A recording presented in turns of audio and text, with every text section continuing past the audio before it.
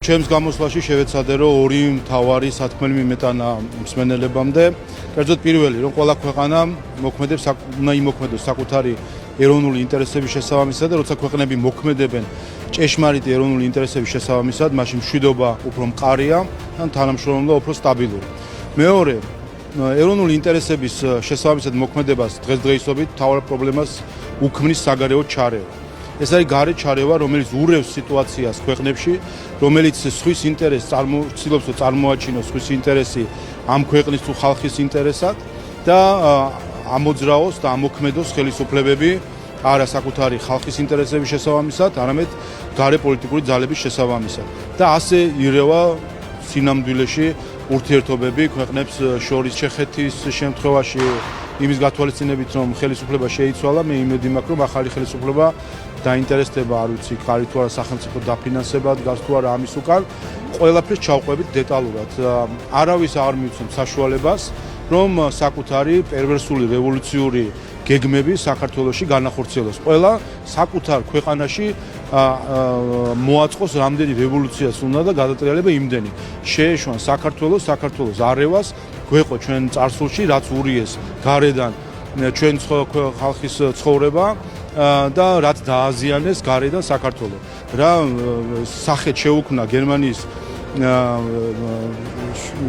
ელჩმა გერმანია სამწუხაროდ აი ამის გაგრძელება ეს ყველაფერი. კიდევ ერთხელ შევამოწმეთ, დღე გამოშვებით შევამოწმეთ ვერბით. შევხედავთ ერთი ქართული ხალხის ნებას კალენდარული, რომელი კალენდარული წლის, რომელი კალენდარული თვის, რომელი კალენდარული დღეს აღიარებენ. მინდა კიდევ ერთხელ ეს ყველაფერი აჩვენებს, რომ პატივს არცემენ ქართული ხალხის სუვერენიტეტს. აქამდე ჩვენ თუ რუსეთისგან ქონდა სუვერენიტეტი დასაცავი და გვაქვს ოკუპირებული ტერიტორიები და ამას ვიცავთ, აღმოჩნდა რომ ესეთი წვრილმანი მართლაც დაბიო საქციელით ცდილობენ ქართული ხალხის სუვერენიტეტის ხელყოფას. რადიკალურ ოპოზიციას და მათ გარეთ დამკვეთებს არსენალი ამოეწურათ ყველანაირი. პოლიტიკური თემების არსენალი, სხვა მიმართულებით ყველანაირი თავდასხმის საბაბით სადეს და ყველგან დამარცხდნენ.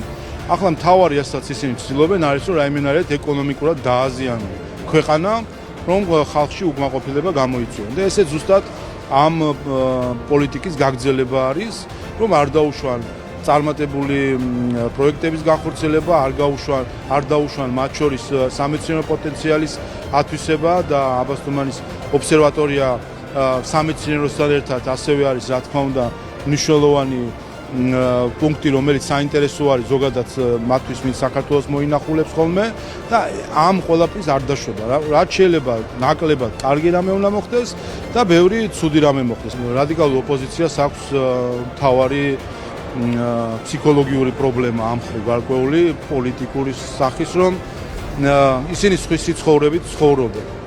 შეხედავენ ვენესუელას და უნდათ ვენესუელელობა, შეხედავენ უნგრეთს უნდათ უნგრელობა, ნეპალს უნდათ ნეპალელობა და მთავარი არის ერთი რამ, რომ არ უნდათ ქართველობა.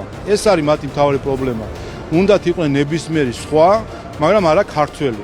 და არა ქართველს არ ექნება არასდროს წარმატება საქართველოში. როდესაც პოლიტიკური ჯგუფი თავის პოლიტიკას არ აფუძნებს ქართულობაზე, ქართულ პოლიტიკაზე, ქართულ ინტერესებზე და ქართულ გამოცდილებაზე, ისეთ